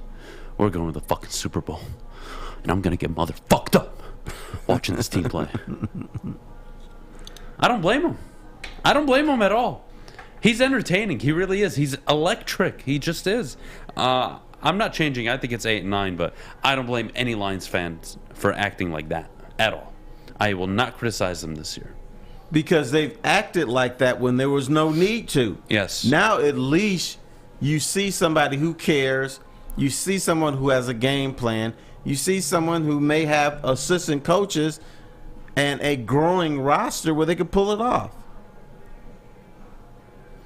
So I can understand the optimism. And one thing HBO said that they wanted to do, when you watch this series, they want you to fall in love with your football team. And they're doing a hell of a job with that. I think they're really narrating this in chapters, right? The introduction, we touched on it a little earlier. Welcome to Detroit, right? Even you can look at the intro video, right? The references to the Ford plant, the river, downtown, whatever it may be, the players working out, training, working hard, that blue-collar mindset. And then you go into the story of the coaches, right? They were all former players, had to work their way. They were never the superstars, but they were the guys that you needed, the glue on a football team. And now they've all made their way somehow, some way to Detroit. And here they are, Dan Campbell, your head football coach. All right, that's a nice story. Then they get into the number 2 overall draft pick story. Aidan Hutchinson, Michigan man, local, of course, that's beautiful, love it. They are doing a hell of a job, I think, so far, in telling a story, not just making the fans fall in love with their football team, but I think telling a story of why we're here and how we got here. Absolutely. But, you know, the thing is, now they have to be innovative for the next, 4 episodes? You just can't have Dan Campbell barking for the next 4 episodes. They've got to find other things that are interesting. And not just for us. For us, we'll watch Dan Campbell bark for 4 episodes or 5 or 20 episodes. but they're trying to reach the nation also. Because if just people from Detroit are watching, then it's a failure. Now they have to figure out what else do we do to make this team and these players interesting. We'll see. We really will. If there's one thing I'm looking forward to, Terry, by the end of this series, is we get a full insight into what we've been told, which is this is different. This is new. Sheila's changed it. Brad has changed it. Spielman has changed it. Okay. As much as I want to believe that, there is only one way to ever prove that to be true, even though I will be honest with you. Right now, I do think it's changed. Does that mean they're going to win 11 games, 12 games this year? No. But I think in that building, it has never been operating at a higher level in its entire history. Is that fair to say? I think it's fair to say. So where I'm at this morning is I actually am going to say they're doing a good job. They are. They're fundamentally running a football team how you want it to be ran. I don't have an issue with that. The wins just have to come eventually. And again, I just told you 8 and 9. You give me 8 and 9 this year, I will be very complimentary. But I'll also say, hey, it's year 3. Go time. Let's compete for the division in year 3. Don't forget expectations. Don't forget what this league is. The entire NFL has shown you over the last 10 years that it takes only 3 years to turn around a bad product. That's true. Because only takes 3. Normally the way it works, it doesn't. You don't go from 3 wins to 5 wins to 7 wins. You go to from 9. 4 to 12. Yeah, you go to 4 to at least 9, or 4 to 8, or 6 to 11. So there's always a big jump at some point, and then you have to learn how to sustain it. The most difficult thing is sustaining it, because the NFL is set up where you're not going to be drafting as high. You're going to have cap issues. So how do you stay at that high level? That hopefully will be the next challenge for the Detroit Lions after this season. I'm with you. Speaking of challenges, DeAndre Swift has quite the challenge ahead of him this season. Will he finally be able to come through and really produce at a level I believe we all think he can produce at? So we'll get to DeAndre Swift in just a second. Before we do, though, Maddie, our good friends over at the Sports Marketing Agency. Yes, the Sports Marketing Agency helps spread awareness about mental health and substance abuse. Their new podcast, This Is the F Word, focuses on fentanyl and other addictions. Go to thesportsma.com if you are struggling or know someone who is, and let them know that Woodward Sports sent you. Hi, my diamonds. It's Crystal with an X. You want to get hot and perfect like me? Here's my super easy routine. Drink at least a gallon of water before you wake up. Attach a weight to everything in your house. Hello? Sell your car and just sprint everywhere. Scream when you exhale. Don't follow Crystal with an X. Do your own thing at Planet Fitness with tons of equipment and free fitness training in our clean and spacious clubs. Join now for just $10 a month and cancel anytime. Detroit's downtown summer playground is back. Open all summer long, the Monroe Street Midway. Enjoy roller skating, free Wi-Fi, food trucks, art installations, and so much more. Don't forget to take advantage of the basketball court, putt-putt, and, of course, family programming all summer long. All art installations are done by Detroit artists, and it's a fun, safe event from people 1 to 100. Go to deckedoutdetroit.com. Well, if you're looking for an easy game to beat Adham in, look no further than the Foaling. You can go to Foaling Warehouse in Hamtramck. That's home of the original football bowling pin game called Foaling. There's 2 ways to play, $12 unlimited open play, or you can reserve a private lane for just $120. Don't forget, of course, they have a $2 mystery beer machine as well as multiple full bars. So check it out at thefoalingwarehouse.com. All right, we're back here on the Morning Woodward Show, 9:14. Terry, you brought this up last night, and you asked me, Adam, what if I told you that DeAndre Swift was the Lions' MVP this season? Mm-hmm. Would you be shocked, or? I wouldn't be shocked. I would say they're better than even we expected. Wouldn't that be fair? That would be fair. And the only reason I think he could not be a candidate for MVP is because of Jamal Williams. This is a guy that, yes, he is the backup technically, but he's a guy that looks like he's taking more ownership of this team. The team is relying on him a little bit, and the NFL is not a one-back league. Williams might be the guy who might play well enough to prevent Swift from getting enough carries to be MVP. So if you want to split the MVP trophy between two guys, that might be the way to go. But I'm kind of like the way that Jamal Williams carries himself.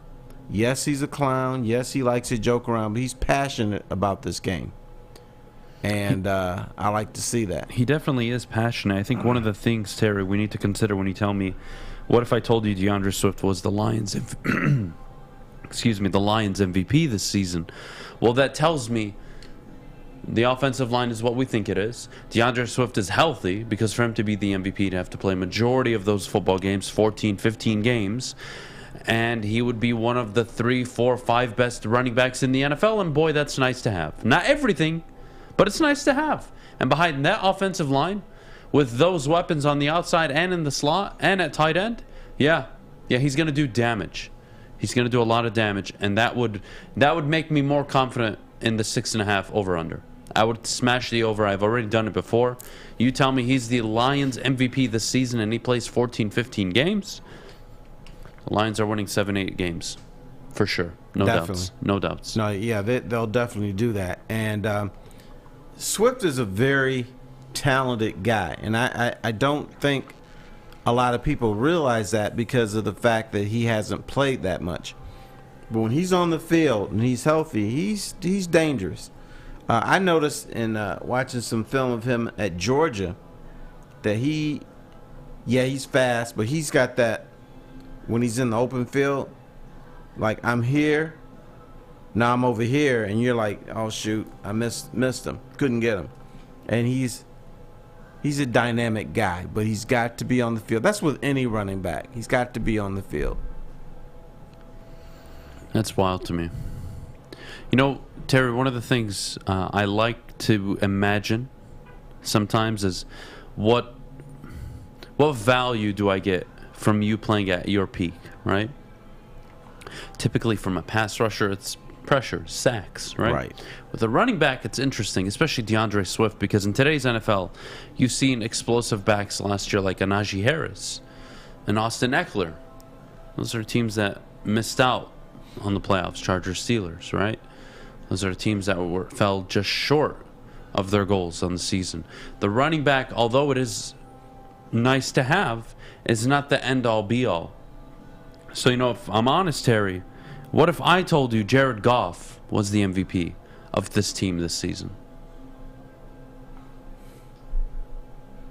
I wouldn't be totally surprised, but it wouldn't excite me, believe it or not, as much as Swift being the MVP, because if Swift is the MVP, it means, one, they're probably playing from ahead rather than behind.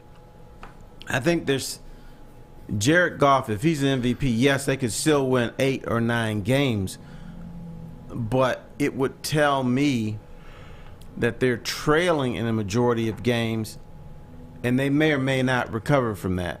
If Swift is the guy that's the MVP, that means they're running the ball in the third quarter, they're running the ball in the fourth quarter, and typically if you're down 2 scores, you're not running that football.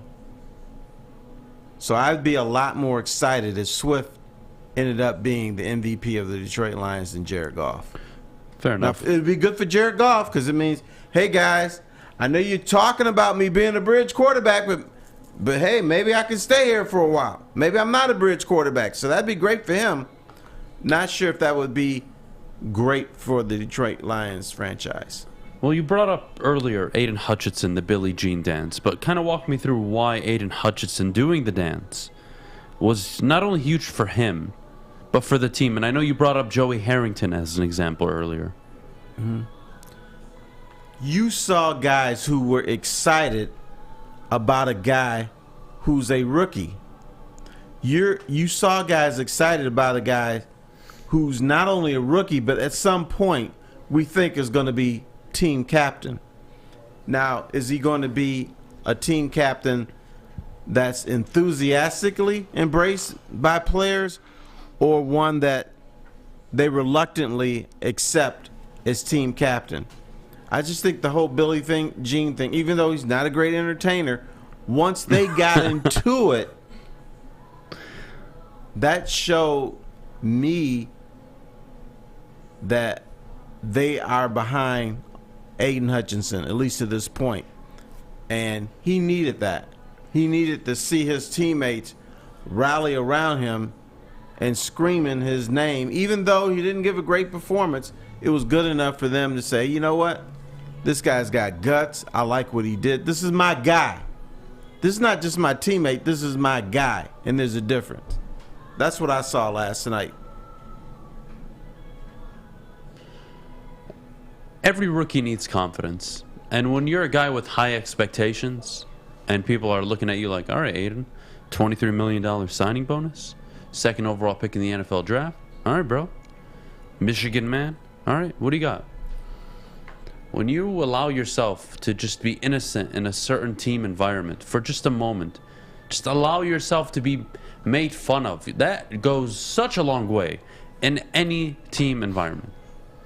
When you're allowing your guard to go down, just for that 15, 20, 30 seconds, however long it was that he was singing, everybody jumping, throwing their shirts, waving the towels, jumping up and singing along.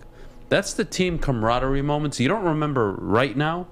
You remember them in week 14 when you're down 7 or down 3 with 2.5 minutes left. It's 3rd and 9. Your defense needs to get a stop before the 2-minute warning on the field, right? And if you get that stop, you give your offense a chance. That's when it comes up. And it doesn't come up into the standpoint of they're sitting there in the huddle saying, remember when Aidan did Billie Jean? We got to get off the field, boys. That's not how it works. But it allows you to trust and know that the guy next to you, the guy lining up across from you, whatever it is, behind you, they're going to do their jobs. And they're going to be there for you as you're going to be there for them. Right. And those cheers last night wasn't just because of his Billie Jean dance, singing and dancing. It means he did something prior to that got them fired up too. Because if he was out there scrubbing it up, I mean, they were like, okay, yeah, that was a good job. But now this is, okay, he's doing something to prove that he belongs on this team. He's doing something to prove that we can trust him. Now, I got his back. Because I know he's a very good player, and there's going to be a time where things are not going to go his way. But you know what? I'm stepping up, and I got his support. I'm going to support him, help get him through the rough times, because I know this guy can play. So last night, it wasn't just about Billie Jean. It was an affirmation from teammates that, yeah, this dude can play. Because, unfortunately, what we do as sports analysts and sports fans is we always compare the guy you have to the guy that you didn't take. Aidan Hutchinson is going to be compared to Thibodeau. He's going to be compared to every defensive lineman or edge rusher that was taken in the first round. He's even going to be compared to Malik Willis, because there's some Beekmans out there who thought the Lions should use that number 2 pick on Malik Willis. So all of these guys are going to be looked at, and if Aidan Hutchinson doesn't measure up to them, then Brad Holmes is going to be scrutinized. 100%. But I think the players, at least so far, are saying, you know what? This guy's legit. The guy's legit, and again, like you said, Terry, if he was out there scrubbing it up, you're funny, kid. Good job. Yeah, you're funny. All right, good wonderful. job. How about you do that on the field? But because he's been dominant, because he's shown his potential on the field, on the practice field, excuse me, they look at him and say, no way. This dude not only can play ball, but he's good to be around. He's funny.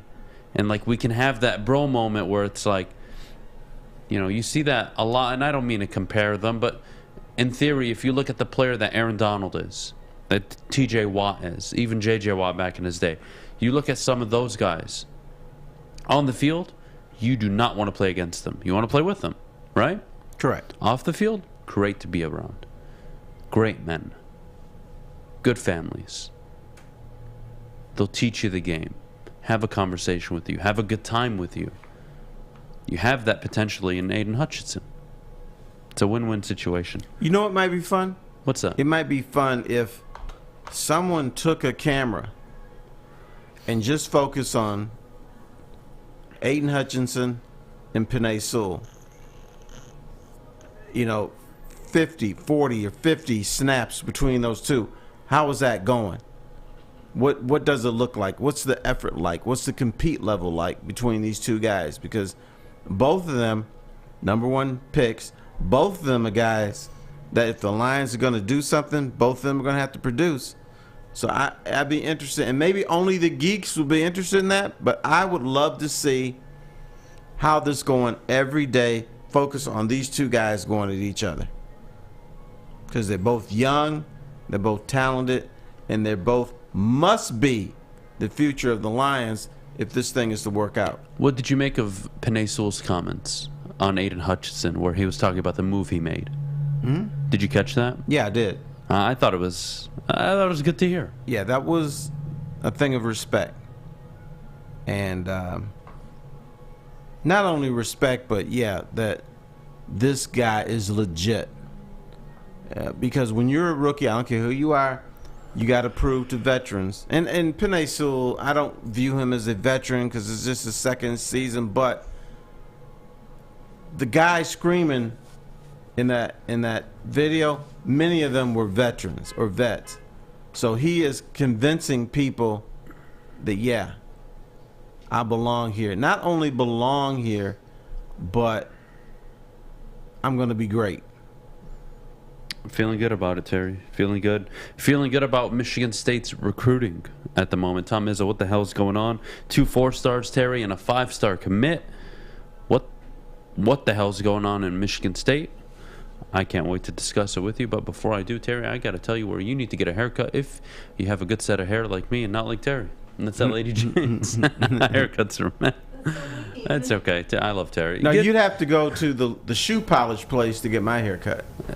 Fair enough.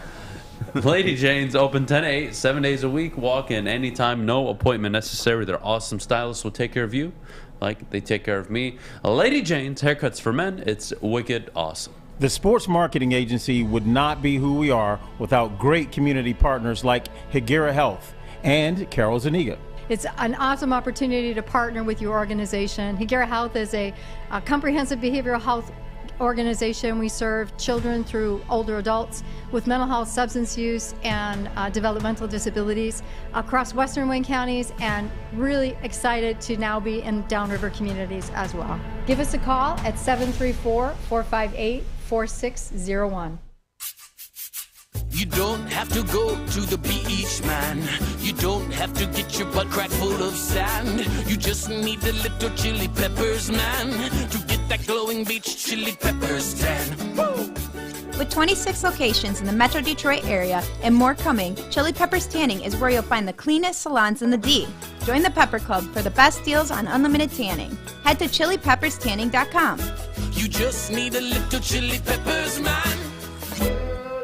OddsTrader.com is the #1 site for your game day bets, play-by-play updates, live scores, and the best price on every game from multiple sports books. Go to OddsTrader.com right now or download their app from the App Store for your best bet. All right, we're back here on the Morning Woodward Show. Terry, what the hell is Tom Izzo doing? That's the question this morning.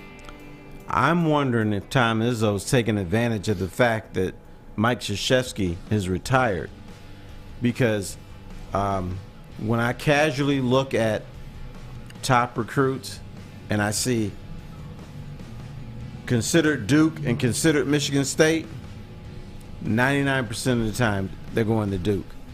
I'm seeing these guys that Tom Izzo's getting now also was heavily recruited by Duke and was considering going to Duke. I'm kind of wondering if he's taking advantage of the fact that Krzyzewski is no longer at Duke. And so now he's able to get these 4- and 5-star recruits because these guys are considering Kentucky, Duke, Kansas, Michigan State, and now Michigan State is getting their share of them.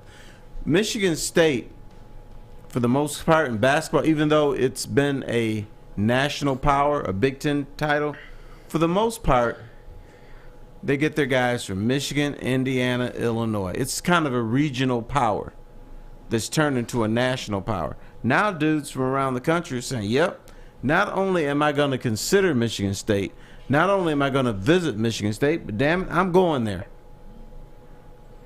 He's doing a hell of a job. He just is. And one of the things that I'm trying to wrap my head around is it's instant, which is why I think your point is very valid. Krzyzewski retires. His first cycle at Duke, their first cycle at Duke without him, recruiting. Mm-hmm. And suddenly Michigan State get 2 4-stars and a 5-star? Right. Coincidence? I think not. I would have to agree. But now here's the tough part. Because of the new rules and everything, can he keep them?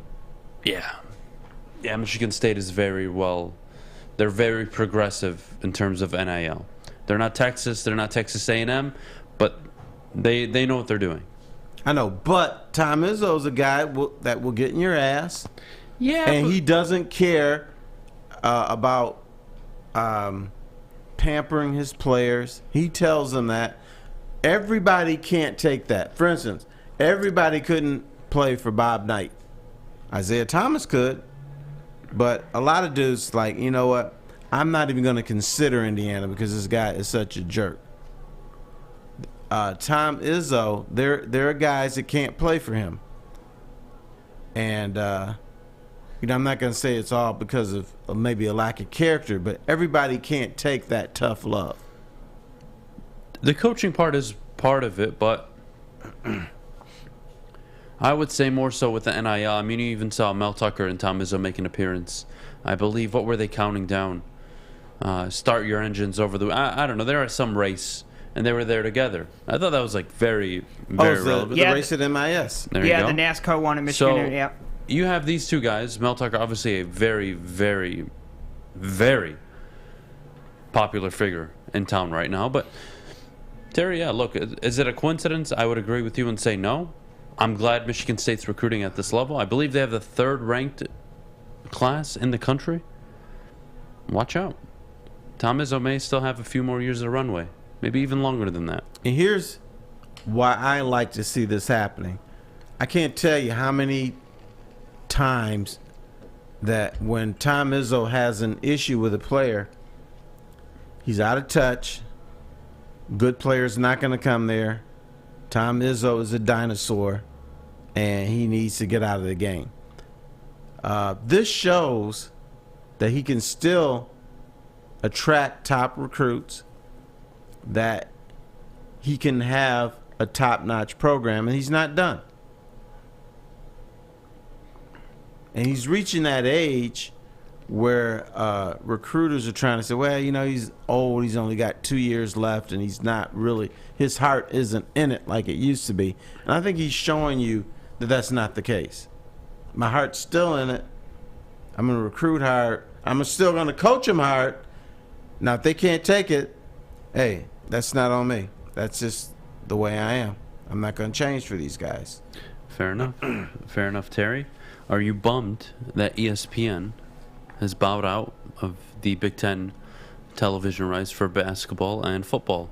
A little bit, but they're still going to be on Fox and CBS, and Fox, NBC.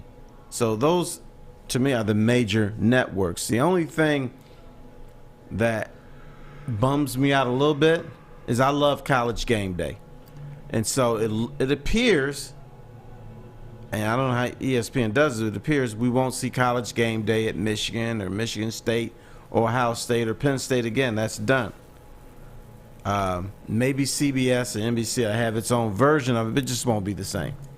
Because ESPN knows how to do it. It knows how to make a game day fun for the students. You don't like Big Noon Kickoff? Yeah. Hey, I'm going to miss that.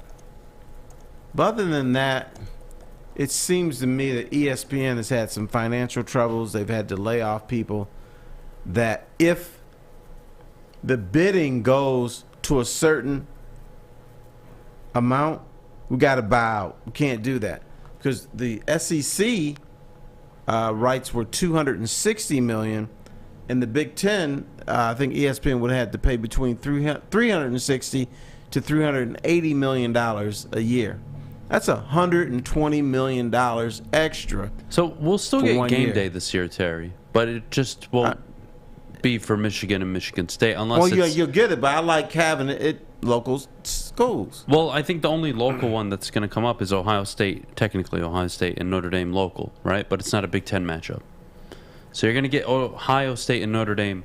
They'll be there for... It shouldn't affect this year. I'm talking about in the future when it's no longer a part of the Big Ten that we won't see College Game Day. Yes, true. We'll see. I still think it should be... I don't know the logistical cost to set up College Game Day, but I'd imagine it's well worth it for ESPN to continue it. Obviously, it's sponsored by Home Depot, but if they're not going to the relevant games, well, it's irrelevant. Right. Here, I'm gonna put your little oh God programming cap on. I'm putting you in charge of ESPN. Okay. You no longer have the Big Ten. All right. Okay. That's not your and in the past when Big Ten didn't have the NHL rights, they ignored the NHL. It's like the NHL didn't even exist. Now you're saying now they have the NHL rights. They did like a documentary. They're doing Barry Melrose is a big part of that. I think it's what it is. Now I'm putting you in charge of ESPN. You don't have the Big Ten, but the big game this weekend is Ohio State and Michigan. Are you sending College Game Day there, or are you still going to say, hey, you know what? These are my guys who I'm paying money. We're going to go to Alabama, even though they're going to beat up on but Texas. The SEC, I believe, the rights are for CBS, right? Okay. So wherever you take College Game Day, you're not going to broadcast it, but you could still pull off a College Game Day environment. I don't see how you don't cover college football religiously moving forward. I would be irate. I would have them out there. I don't care if we're not broadcasting it. You know, we have to remember with ESPN, it's a Turner company, which means they're also the same as ABC. So when you see College Game Day, let's say, for example, last year at Michigan State, well, the game was actually on ABC, but technically ESPN, but it's ABC. The ESPN trucks are outside covering the game. The ESPN production crews are there, but it's for ABC. But they won't be there. But they won't be there. So what you're doing is you're promoting a game that's not going to be on your network. Well, what do you do then? What do you do? You do not. So here, for example, Hard Knocks. Hard Knocks, you can't watch it on Woodward Sports. It's only on HBO and HBO Max. Strictly. Yes. Do we not talk about it or give it attention, which would in turn draw viewers back to Hard Knocks and get people to watch it? No, not necessarily. Granted, we're not competing with HBO and HBO Max, but still, at the end of the day, if I'm ESPN, I'm in charge, I'm getting College Game Day out there because I know they're going to be watching my College Game Day over whatever CBS, Fox, and anyone else is doing. And I could sell money into that programming for whether it's an hour, 2 or 3 hours. We can make money just being there, talking about the games, not even having to broadcast it and cover it. Who cares? But them missing out on College Game Day, I think, would be a big mistake. I will applaud you because what happens in the sporting world is I think the suits, and the suits are the guys that make the decisions. They make the decisions just based on their advertisers, based on their network, but they forget the college football fan. The college football fan doesn't care, for the most part, who's broadcasting the game. Make sure that game is on so I can see it. So if everybody's talking about Michigan and Ohio State, you shouldn't ignore that. But in the past, that's exactly what networks do. They ignore the big game because my advertisers aren't going to advertise on it. They're not going to be my network. So they forget about the people who love college football. Fair enough. Fair enough. We'll continue the conversation in just a bit, but before we do, Maddie, our good friends at Cintron. Yeah, Cintron is the official energy drink of the Detroit Red Wings, and they've now combined all 3 of their delicious flavors into a limited edition 6-pack sampler. Try Cintron's great tasting cranberry classic and sugar-free, now all in just 1 pack. Pre-order today at cintronworld.com/Red Wings. Get energized with Cintron. Let's go Red Wings. New to the game or a season better? OddsTrader.com has everything you need to make the right bet ahead of kickoff. Begin your handicapping journey with OddsTrader. Improve your edge by finding the best price on every game from sportsbooks in your backyard. Take advantage of the numerous sign-up bonus offers to pad your bankroll. Dive into key game statistics, player performance, and even account for the projected game day weather. Best of all, you can use the OddsTrader bet tracker to keep a log of your action. Welcome to OddsTrader, and best of luck. Hi, I'm John from Better Rate Mortgage, and to me, family is more than blood. That's why I have the biggest family in Metro Detroit. If you're looking to buy a house or refinance and need a loan, come get treated better than family by me and our entire team here at Better Rate Mortgage. We pride ourselves on giving you better advice, better service, and a better loan experience. That's why we are Better Rate. If you're looking for a new mortgage, come get treated like family. Actually, better with Better Rate Mortgage. Visit us at mybetterrate.com or call at 248-480-4467 today. Open all summer long from Memorial Day to Labor Day. There will be basketball, roller skating, mini golf, art installations, live music, food trucks, and much, much, much more. Free Wi-Fi so you can work from the park. Brought to you by Bedrock Detroit. The summer is always better at the Monroe Street Midway. Brought to you by our great friends over at Bedrock Detroit. Now, can we get you to do Billie Jean at the Bedrock Experience? Yeah. Are you going to come? On the to 25th? roller skating? Yeah. Yeah. I'll be there. Can you roller skate? Yeah. Oh boy, I'd love to see that happen. What? Nothing. What? Fish, shut the hell up. You're the one who wore them backwards. That's what I was not about to bring up. I thought about it and I was like, never mind. He put his roller skates on backwards? He put them on the wrong foot. Fish? Yes. Tell Terry the Lord. story. You have 30 seconds to defend yourself. This has a proper indent. Can we all agree on that? Proper indent of which side it's on? Can we agree? Yeah? Yeah. Okay. Roller skates don't have that. And I haven't put roller skates on in, I don't know, 6-7 years. Basement hockey, how do you not? Blades or skates? Skates have the 4, the 2 and 2, and blades have the 4 in a row. The blades. Blades. So the problem I have is that when you wear rollerblades, you get worn out on one side of the rollerblade because that's what you use to stop, like a T-stop in the back. Okay. So that means that his legs were like this the whole time. Yeah, so it's going the opposite direction, basically. Which, I would do it again. As you guys would say, ooh-wee! I know you do it again. You fucking... You know what? Just mute your You mic. really waited the entire show to swear for that? No, I didn't want he to. did other I'm ones. this kid is No, unbelievable. so the thing obviously that would work is obviously my feet hurting. But you know how you break into shoes? Did your feet hurt last night? Yes, but when you break into shoes for the first time, they normally hurt. So it's just like, oh, this is normal. Fish. When you get new shoes and you break into them for the first time, do your feet hurt for a little while? Yes or no? Well, No, they should. don't. You're not a real human then. Dress shoes are uncomfortable the first time. Thank you gotta you. wear them in. That's all I was asking. So I just thought it was the normal. same pair of shoes every single day. Well, yeah, I don't know if he even knows what new shoes are, but anyways. Those are comfy shoes he wears. But anyways, I just thought it was normal that they were hurting. So I was just like, I can suck it up for 2 hours. You always know when Adam's coming with those shoes on because it makes a noise. Gotta make my presence known around here, Terry. Okay. Don't worry, your presence and your anger is known by all. Oh, I know. He not only yells and screams, he got squeaky shoes too. I wouldn't call them squeaky. Not I would call squeaky. them like heels, basically. Yeah. And you can hear the heels. It sounds like a woman's coming. Oh, yeah. So they know, or at least for the But most part. when they I go know. roller skating, and I'll make sure not to put them on backwards. Fish, when I Yeah. take you roller skating, we're gonna push you into a locker. Okay. when I go roller skating, like, it's fun. I need a stick and a ball.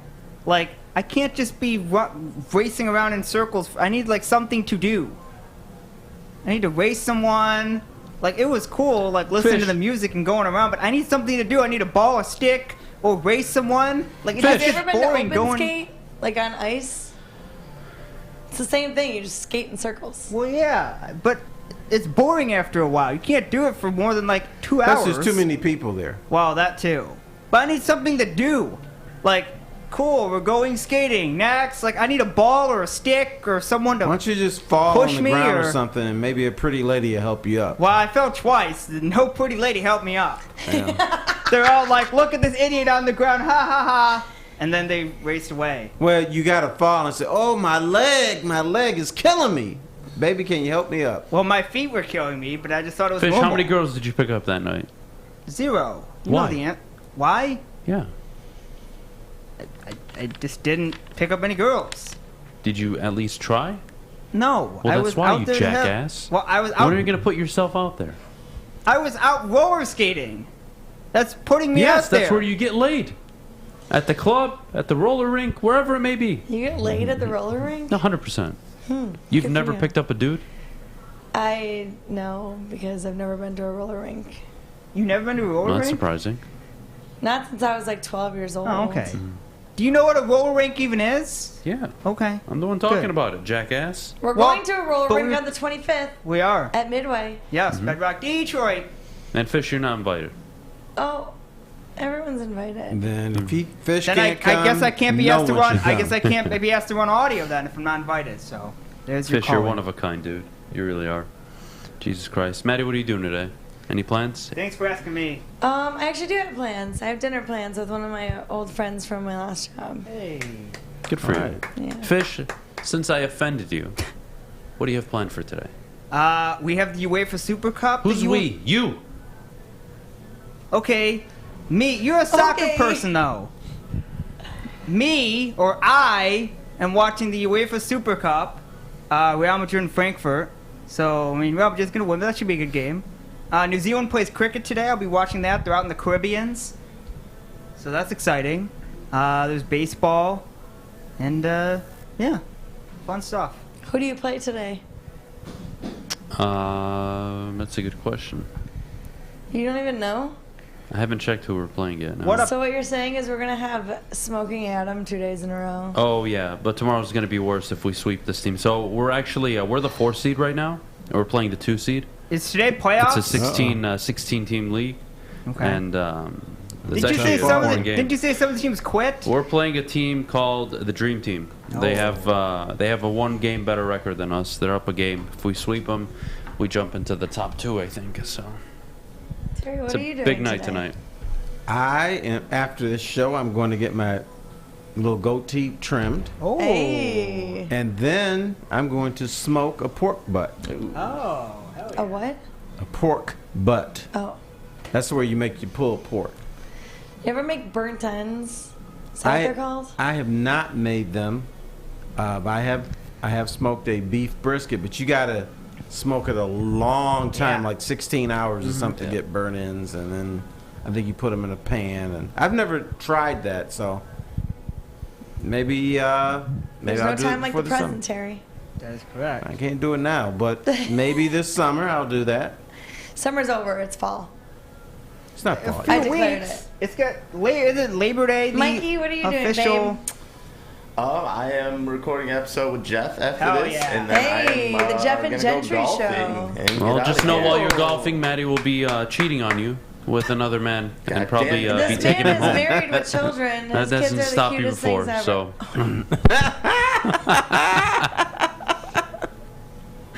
we're gonna. We'll be right back. She's a with charlatan. We'll be right back with Mailbag. Get your questions in the chat, whether it's from me, Maddie, Mike, or Terry, or Fish. It's all good. Get them in the chat. But before we go, Maddie, the best defense on and off the field. It's not me. It's Cardinal R. Summertime is here, and that means spending more time outside. Let Guardian Alarm give you peace of mind while you're out enjoying the sunshine. Just call 1-800-STAY-OUT today, and you can rest easy knowing you have 24/7 protection. That's 1-800-STAY-OUT right now, and let them know that Woodward Sports sent you. Hi, my diamonds. It's Crystal with an X. You want to get hot and perfect like me? Here's my super easy routine. Drink at least a gallon of water before you wake up. Attach a weight to everything in your house. Sell your car and just sprint everywhere. Scream when you exhale. Don't follow Crystal with an X. Do your own thing at Planet Fitness with tons of equipment and free fitness training in our clean and spacious clubs. Join now for just $10 a month and cancel anytime. It's a great day to get some Centron in your life. Okay. There it is. Centron, here we go. Gotta grab the cranberry. Oh wait, it's 2 for $4. Gotta double up with the classic as well. Centron World, baby. Centron, available at select Krogers, and if you wanna know how, go to @CentronWorld.com. You get dope like me. You know what? Why wait?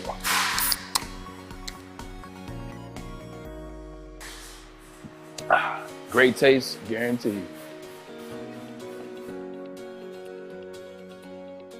You need apparel, look no further than Big Frog and Novi. They'll get your whole team outfitted in absolutely no time. And right now, all month long, you can get yourself a free Woodward Sports t-shirt. That's right, I said a free Woodward Sports t-shirt. All you gotta do is stop in, let them know we sent you, and they will print you one on the spot. So head on over to Big Frog and Novi today and get your free t-shirt. Or T-shirt. Just thinking about Visit them online at bigfrog.com/Novi. All right, we're back. Make sure you visit Big Frog for your free t-shirt. We're going to start off Mailbag with a few questions. Maybe she's from the UP. Oh, Let's put on our t-shirts. Let's start with Wyatt. Who is the future NFL head coach? Aaron Glenn, Deuce Staley, or both? I'm going to go Aaron Glenn. Aaron Glenn 100%. Until Staley takes on a coordinator position, I don't see him getting a job, but you never know in the NFL. But at some point, I see Deuce Staley as a coach. Absolutely. Mailbag from Funky. Adam, is it fair to say the problem in Detroit is because most people mimic their leadership? Swartz was over-aggressive, Caldwell no energy, Patricia was lazy. Terry, your thoughts? I don't think Patricia was lazy. I thought he was arrogant. And because he just... You know, the one thing when I was talking to NFL people before he took the job, tell him don't come in and be Bill Belichick. And that's exactly what he tried to do. He also thought this job was so beneath him, and that's arrogance. You haven't proven yourself. Just because you work at New England doesn't mean that you're a great coach. So he came in, he thought that the community and the organization was beneath him, and I just think arrogance was the thing that brought him down. Yeah, definitely arrogance, I think, is the better word. Terry, what are you rubbing on your butt? What? Pork butt. Oh, I have, I'm going to rub a pecan dry rub, and I'm trying to get rid of it because Celine, my daughter, may visit in a couple weeks, and she has a nut allergy. So I'm going to do the pecan, but I may sprinkle it in with a hickory dry rub too. And the other thing I do is I squirt a little honey up my butt too. How many people are you feeding? Enough. Just 3. I give the neighbors some a little bit. So I just get a little tube and squeeze a little honey up my butt. Terry, the fake Valeni in the chat says he still has your Central Michigan coffee cup. Is that true? Did you leave any merchandise behind when you left? I don't believe so. And my Central Michigan coffee cup is in my cabinet. House? Fair enough. Fire up. All right. Fire up, chips. All right, Adam, when are you going to sing like Hutchinson did? We'll see. You guys have to do something for me before He I pull sings that off. sometimes during break. We have to do something I sing for during you? break all the time. Sweet home Alabama. It's my favorite. That's No, my go-to. it's normally Hey, fish, kiss my ass now. Boom, before I smack you in your face. What did Spencer sing the one time he came and he did karaoke in here? Remember? Oh, I don't even remember. That was legendary. I don't even remember. Adam, how hard are you going to go at Braylon and Ryan when Michigan State beat Michigan this year? Look, I'm just going to say it from now. If Michigan State beat Michigan for a third time under Mel Tucker, they start 3-0. The strippers, the smokes, the booze, they're not going to be able to handle it. They're not. But I also do believe Michigan wins this year, so it's kind of irrelevant. Adam, what's your favorite thing to eat first thing in the morning? I'm not a breakfast guy, actually. I don't eat breakfast at all. Ever. It's not part of my routine at all. I'll drink water, and that's it. I'll drink water up until like 11, 12 o'clock. That's like new, though. What do you mean? You didn't always used to drink water like you do now. Yeah. You But used still. to have your pour over. Bougie. I know you. I have oatmeal just about every breakfast, or I don't eat breakfast at all. Yeah, I'm not a big breakfast fan. Ain't nobody got time for that. Yeah. Hey, you you get up. can make instant oatmeal in 90 seconds. Maddie, you eat breakfast every day. Yeah, but not till after the show. It's not like I wake up. But like I got addicted to my breakfast from roast. Maddie is addicted to bacon. But wait a minute. What'd you Let me say? correct Adam. You were eating during the show. Adam has breakfast every day. He doesn't realize it. Sometimes I like walk out of here and I smell the bacon and I can't help but just walk over there and order it and then I just eat it as I come in and out of the studio. Because you don't fast every day, right? No. Technically, breakfast is the first meal of the day. It can be at 2 o'clock. It could be you're breaking the fast. So you just have brunch every day. Yeah. Technically. All Do you right. like breakfast or do you just not like No, on weekends, yeah. I'll wake up, I'll go out of my way, we'll have breakfast. But weekdays, no. I don't I'm need it. similar to you. There you go, Fish. See, we have something in common, Fish. We do. It's about damn time. Shockingly. What's your go-to coffee, Terry and Adam? Mine, I'm black coffee. Yeah, screw Maddie. What? What? Maddie, They shut don't the want to hell know up. what kind of coffee I like. Nobody asked. I know. That's why I said Maybe screw you should Maddie. answer this because I don't drink coffee. Well, guess what? The world will never know because they didn't ask me. Now someone will ask in the comments. Now she's sensitive and upset. Oh, God. All right, let's see. What else do we have in here? Terry, actually, you have to answer. Coffee. What's your go-to? I'm a black coffee guy. I don't drink coffee. No way. No. Didn't know Gentry that. doesn't drink coffee either. He just has Right. energy drinks at 8 No, a.m. what do you mean? Yeah, Mikey, you have an issue. You have an issue. Just shut the hell up and admit it, all right? No, I do. I drink energy Are drink you every day. but Lift if up I the can. didn't- Lift up the can. If I didn't, what? Oh. The can, not the camera. The can. Oh, the can. Yeah, your can, you addict. I don't know if I could do that. Yeah, It's not you- a sponsor, but who gives a crap? I don't care. Maybe The they point can is- be. The point is, Rain coming after you. the point How do is, you not? Yeah. you're a crackhead and you need help, so get help. If it's not coffee, it's got to be energy drink. I guess. Terry, Or a beer. Like this is a question for That's only everybody. when we go out, man. Okay. This is a question for everybody. What is your favorite golf course in Michigan, Terry? I'll start with you. Oh, man. I would say it's up north. And I forget the name of it. It's the... Because I haven't played Treetops there. up in Gaylord. It's That's not a nice treetops. one. That's a nice course. That's very nice. Arcadia Bluffs. I've I never suppose been to that's- either. Beautiful. That's very nice. It's the one right on the lake. They Golden call it Fox. Golden Fox was one I golfed at recently. I thought was very It's, nice. it's nicknamed the Pebble Beach of Michigan. Oh wow! Whatever that golf is. They're course just is. trying to get. So what is it on notoriety. Lake Michigan? It's on Lake Michigan. In fact, on the I think it's the 17th hole, it's the par 3. You hit it. You can't see the green, so it's like you're hitting the ball into Oh, Lake boy. Michigan, and obviously it ends up short. Well, we know Neil Rule's not playing that course. What did you say your favorite was, Adam? Golden Fox was one of my favorites. Pheasant Run out in Canton, I think, is a really good course too. I haven't golfed up north yet, so I probably shouldn't give an answer because that's probably much more scenic and amazing. But one day. I like Shepherd's Hollow, and the Fortress in Frankenmuth is one of my favorites. Yeah. Shepherd's Hollow is like being up north. Yeah. I got to go to Oakland Hills with DMAC last week. That course was Thanks for beautiful. the I invite. wish, Yeah, Oakland I, Hills wish is I really got to nice, play too. that course, but Wingate's really nice too. Gentry and I were there. Thanks for the invite. Shut the hell up, fish. And that's it for today, everybody. Thank you so much for tuning in. We appreciate it. I had a good time. I hope y'all did too. Absolutely. Make sure you like and subscribe to Woodward Sports before you go. A Big D Energy coming up at 11 o'clock. We will see you guys tomorrow. If the Rats sweep tonight, you know what to expect in the morning.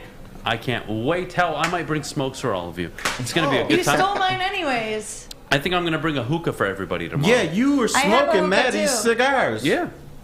Should I bring my hookah? Yeah, if you want. If the Rats win, I'll let you guys know tonight at I'll around bring my hookah 10:30. if they lose. I don't care. It doesn't affect me. Fair enough. We're out of here, ladies and gentlemen. See you tomorrow. Bye. bye.